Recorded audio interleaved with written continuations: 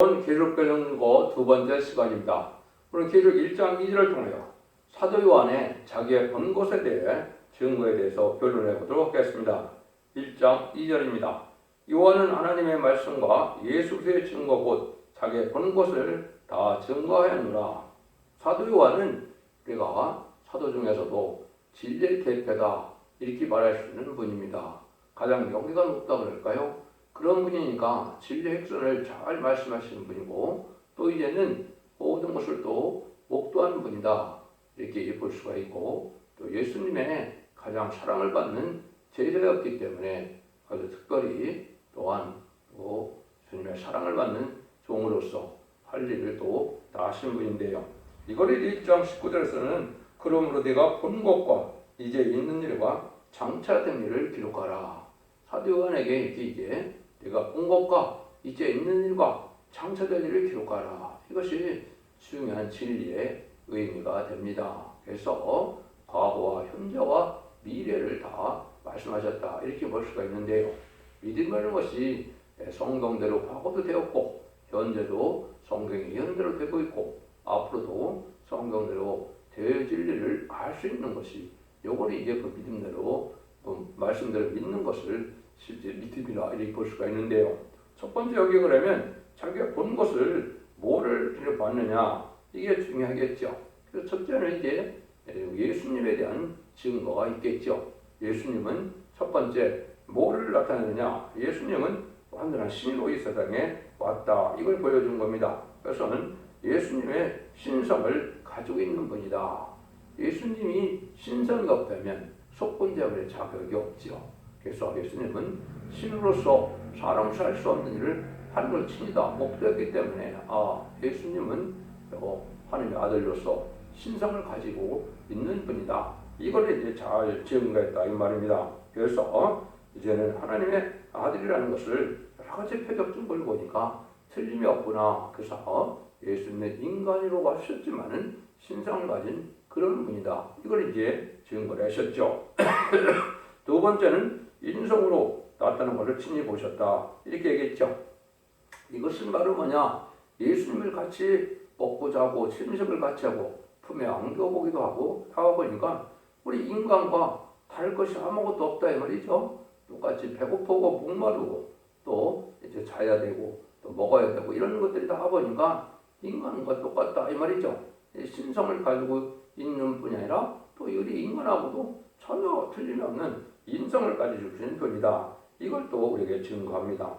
여기에서 이제 우리가 중요한 그 의미가 있습니다. 요한은 친히 만져보고 같이 겪어보고 같이 침식을 같이 하고 이래서 신성말씀을 다 증거를 했는데요. 예수님의 그런 특징이 뭐냐 했을 때 예수님은 성령으로 잉태했기 때문에 이것이 신성을 가진 것이죠. 그런데 또 여자의 태를 빌려서 낳기 때문에 인간의 몸으로도 오셨다 이 말이죠. 여기에 이제 중요한 의미가 하나 있는 것이 성령으로 잉태돼서 예수님이 그럼 어떻게 뱃속에서 자라났느냐. 이것은 요한일서 5장 6절에 보면 물과 피로 임한 자다 이렇게 말씀하셨습니다. 이건 바로 뭐냐, 인간의 태를 빌리셨지만 우리 주님께서는 하늘의 영광으로서 하늘에서 물과 피가 임해서 뱃속에서 자란 것이다 이 말입니다. 인간이라면 다 자기 어머니의 먹는 음식을 통해서 영양을 공급받고 피가 되고 이제 살이 되고 또 이제 그 물과 양식을 물과 이제 피를 다 공급받는데 우리 주님은 그런 분이 아니라는 겁니다. 이 세상에 태어나서는 세상에 물질을 먹고 음식을 먹고 살으셨지만 뱃속에 있을 때는 이제 물과 피가 하늘로부터 임한 것이다. 그래서 이거를 우리가 중요한 의미를 알아야 됩니다. 이것은 예수님이 신성과 이성을 다 가지신 분으로서 이제 죄가 없게 태어나신 분이라는 걸 알아야만 속건제물과 화목제물에 자격이 있다는 것입니다.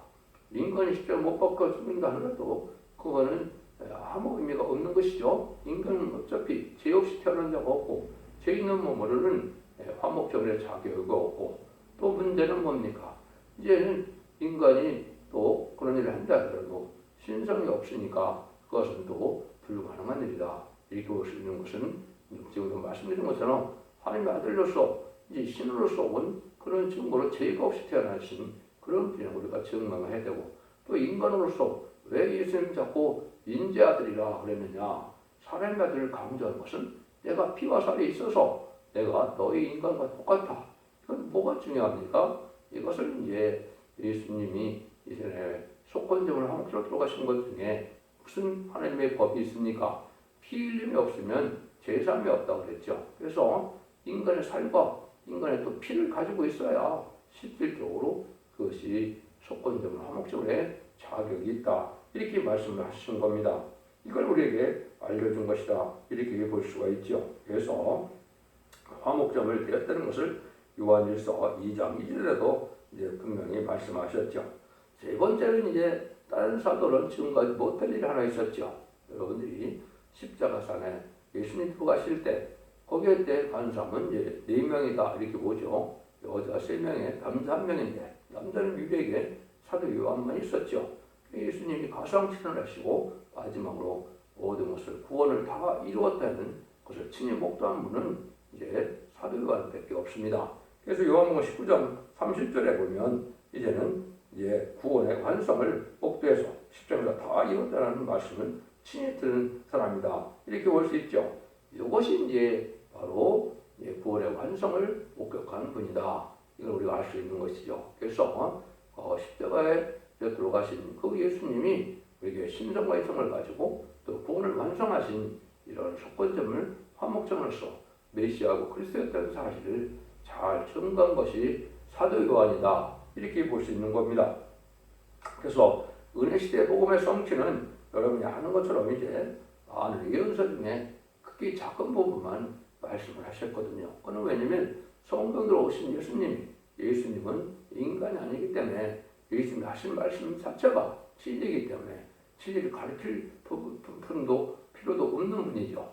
그래서 그 진리가 사복음서에 다 그대로 나와 있다. 그래서 이것은 예수님이 성경대로 오신 분임을 우리가 알으면 되고 신성과 인성을 가진 분으로서 또 이러한 진리를 증거할 수 있는 능력이 있는 하느님 자체이시기 때문에 예수님에 대한 것은 우리가 몇 가지만 살펴보면 이제 성경대로 오신 예수님은 우리가 분명하다 이렇게 볼 수가 있는 것이죠.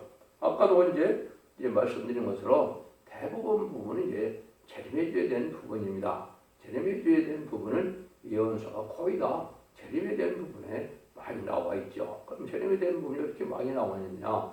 재림이 증거할 뿐이 아니라 재림에 대한 부분은 이제 또 말세의 사명자들이 증거될 내용이 있기 때문에 그건 인간이기 때문에 인간이 온전히 전할 수 없으니까 빠짐없이 예언서에 기록하게 된 것이죠. 그래서 예언서 본문대로를 잘 증거하는 것이 말세의 사명자의 또한 사명이다. 주님은 하늘에서 보고 듣고 보는 것이기 때문에 예수님이 그대로 말하는 것은 그게 다 진리가 되기 때문에 사복음서에 이 땅에 오셔서 다 본인이 하셨기 때문에 과거에는 예언서에는 이제 예언이 어떻게 성취되는 과정만 말씀을 했다. 첫 번째는 이제 이사야 7장 10절에 성령으로 처녀가 성령으로 잉태했다. 이것이 이제 첫 번째 증거라고 볼 수 있죠. 그래서 이름을 임마누엘이라 하리라 이렇게 말씀하셨다. 두 번째는 이제 미가서 5장에 예수님은 태어나게 베들레헴에서 태어날 것을 말씀했으니까 실제로 베들레헴에서 태어났죠. 또 예수님은 이 땅에 오셔서 화목제로 들어가시고 이 복음운동을 어디서 시작할 것으로 예언이 되었습니까? 이사야 9장 1절 2절에 보면 이방의 갈릴리에서부터 이방의 빛이 된다. 그랬죠. 그래서 이제 사도들을 이제 베세다 동네 이방의 갈릴리인 베세다 동네에서 사도를 택해서 예수님의 사명을 주시고 가신 것이죠. 그래서 예수 믿고 중생받아 그리스도의 생명의 빛을 받아들임으로 이제는 하나님의 백성을 삼는 일을 그래서 시작을 했던 것이다. 이렇게 볼 수가 있죠. 그 다음에는 이제 예수님이 연대로 온 것 중에 여러분 잘 아시는 요한복음은 침례 요한이 예수님의 길을 예외로 온 분이다. 그래서 네가 누구냐 하면은 내가 선지자도 아니요, 또 엘리야도 아니요, 또 메시아도 아니요 이렇게 대답해서 그럼 네가 누구냐 했을 때 이라 40장 3절에 내가 광야에서 애처는 자의 소리다 이렇게 얘기했죠. 이것이 이제 침례 요한인 사명을 감당한 것이죠. 이거는 예언대로 예수님의 길을 예비로 오는 것이다. 그래서 복음이 그렇게 시작될 것을 또한 말씀하셨죠. 또 이사 42장 1절에서 4절에 보면 내 아들의 교훈이 공의를 이루어서 세계적인 사람들이 악망하게 될 것이다. 그래서 그리스도의 교훈이 이 땅의 온 사람을 믿는 일이 된다. 이 말이죠.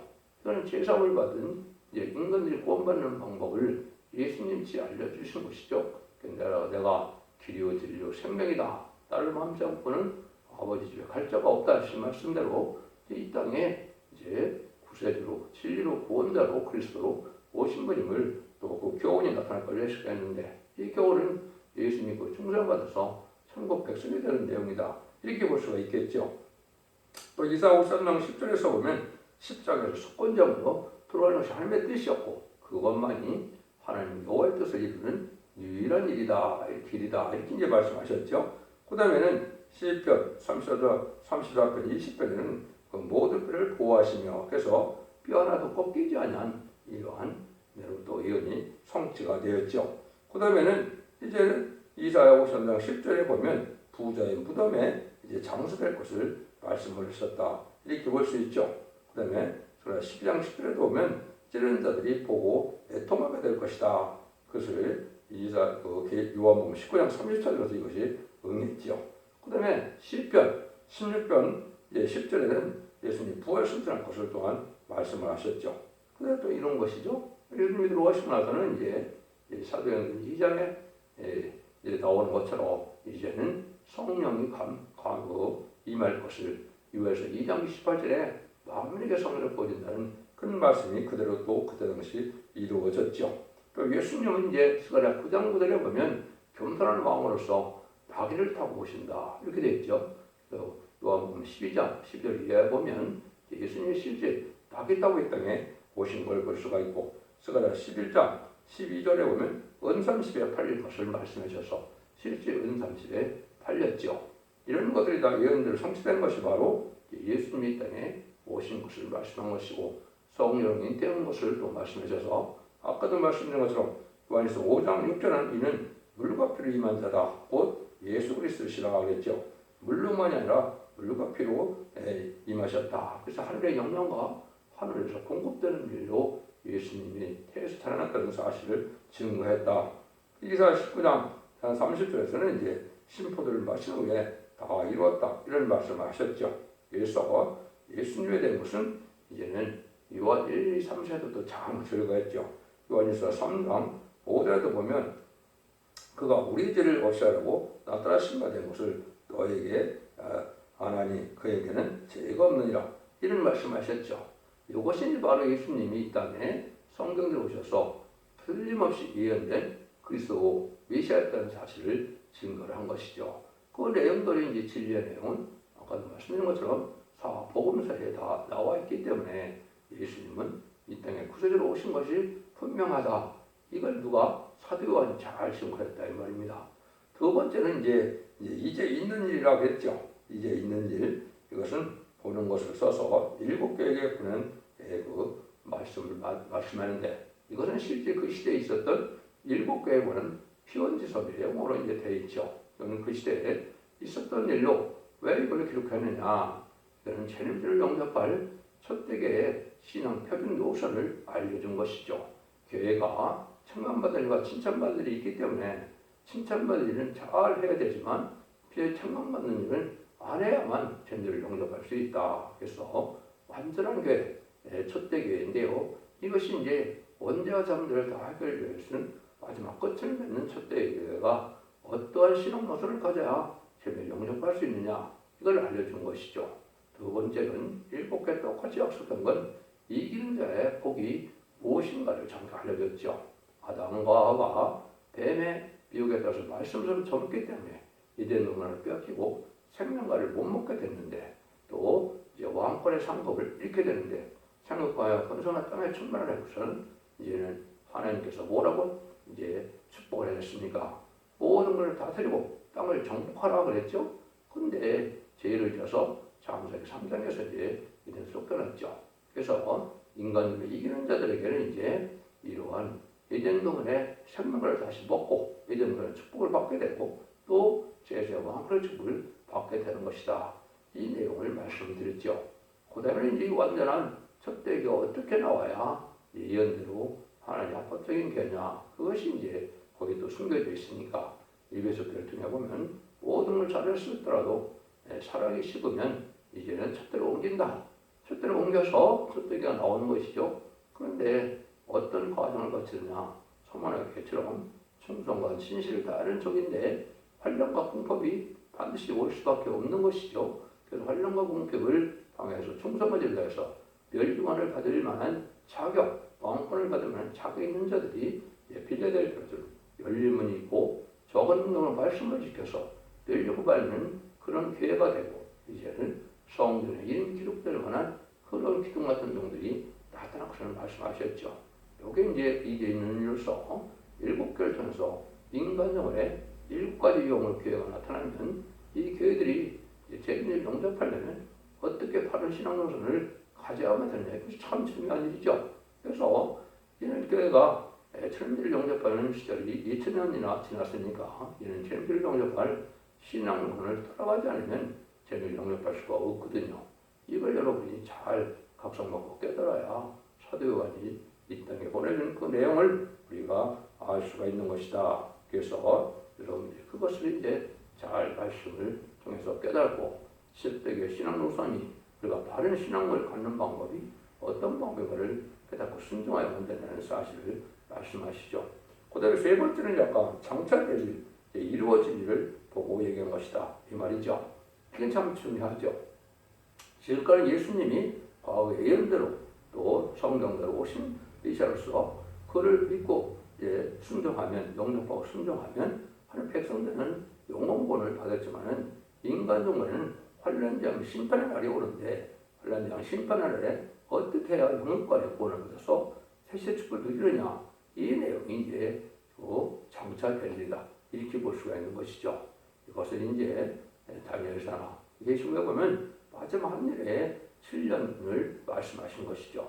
이때 어떻게 해서 구원을 받고 어떻게 환란장 심판 때 보호받고 어떻게 심판이 오고 어떻게 구원받는 내용을 잘 깨달으라고 증거한 것이 또한 사도 요한이 증거한 내용이다, 이렇게 볼 수가 있는 겁니다. 그래서 이거는 이제 앞으로 될 일 중에 뭐를 얘기했느냐, 하나님께서는 하나님의 순례를 위해서 인간 정부에는 하나님 시대적인 사명적인 다시는 대표종을 세운다는 것을 말씀한 겁니다. 이것이 기록 10장 11절에 네가 많은 민족과 나라와 백성과 임금에게 다시 예언하라 하리라는 그 종이 나오는 것은 하나님의 대표적인 종을 통해서 예언적 계심을 마지막에 기독한 것을 깨닫게 하셔서 이제 2700년에서 했던 예언사를 이 시대에 맞게, 이 시대에 우리의 교훈대로 이 말씀을 전할 수 있는 종이 나온다, 이걸 말씀한 것인 한 하셨죠.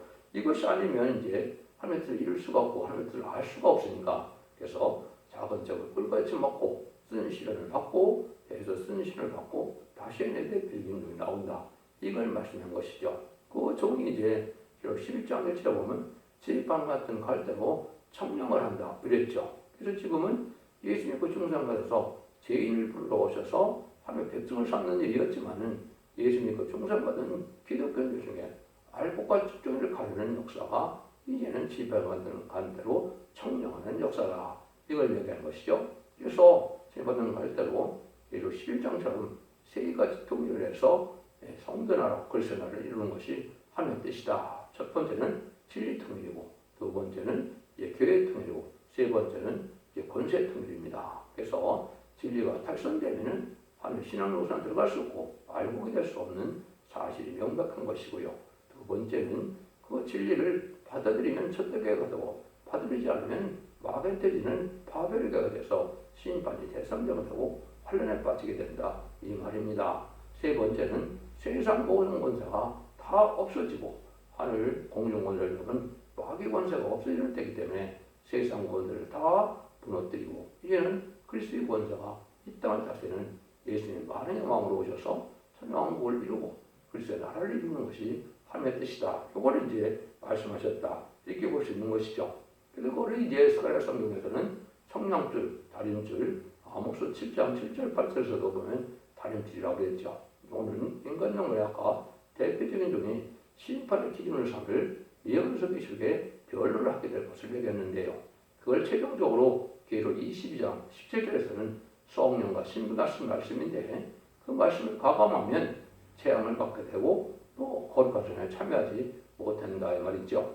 이것이 이제 다른 죄를 진정해 마지막 최종 변론을 통하여 그 최종 변론은 다른 죄의 말씀대로 심판하고 다른 죄의 말씀대로 이제는 구원받고 다른 죄의 말씀대로 제재 축복을 누리게 된다 이 말입니다. 이것이 장차될 일을 이제 말씀하신 것이다 이렇게 얘기합니다. 그래서 한마디로 말하면 환란 장날에 어떻게 뽑아서 남은 백성에 대해서 죽지 않고 색색하고 죽지 않고 폐성천하는 이러한 복음의 내용의 비밀을 가장 잘 증거하는 분이 바로 사도 요한이다. 그래서 계시록에는 바로 그런 내용이 잘 말씀이 되어 있고 이거를 잘 가르치는 때가 오는 것이 인간 영혼의 마지막 때의 역사다 이렇게 볼 수가 있는 겁니다.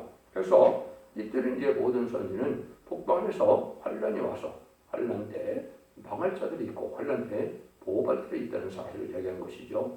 이걸 우리가 잘 깨달아서 진리대로는 환란에 진리대로 순종하여 하나님의 예비체에 보호받아서 인도하고 양육받아서 천년단 죽지 않을 몸으로 돼서 이제는 색시의 축복을 받게 되고 이제 충성과 지지를 다하는 그런 종들은 이제 7명을 가져서 변호 성천함으로 공중강림하시는 예수님을 영접하는 영광을 누리게 될 것을 말씀하신 것이 장차될 일의 내용이다 이렇게 말씀했죠.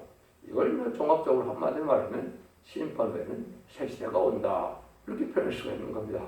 심판이 있고 난 다음에는 천년왕국이 오고 천년왕국 후에 물론 백부자 심판 후에는 무공세가 올 것까지 얘기했지만은 이제 우리에게는 일단 천년왕국에 들어가는 것이 이제 가장 큰 문제죠. 그래서 세상을 하나님 말씀대로 심판하고 말씀대로 이제는 새 시대로서 천년관리적으로 이된 동안을 목해서 아까 초기에 말씀드린 것처럼 왕권의 회복을 받게 하고 또 생명가를 먹게 하고 또 이제는 다섯 만대 축복을 약속한 생명과 번성하여 땅에 충만하라는 그 말씀의 축복을 받게 하는 것이 천년왕국이다 이렇게 보시면 됩니다.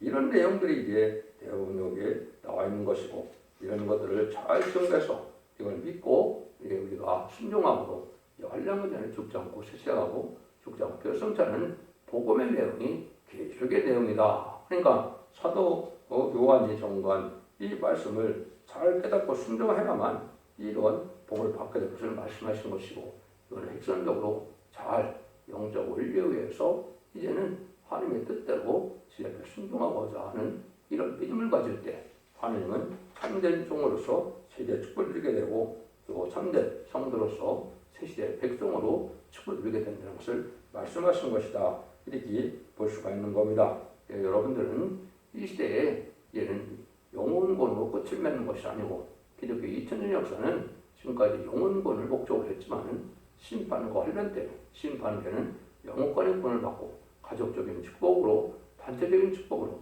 자손만대의 축복을 해서 예전동안의 축복을 받게 하는 것이 기독교 총괄의 구원론이고 참된 기독교인이 소망이 된다는 사실을 잘 받아들여서 여러분들의 이 복락을 위해서 자손만대의 축복을 있는 복된 종들과 성도님들이 다 되시기를 예수님으로 간절히 축원드립니다. 아멘.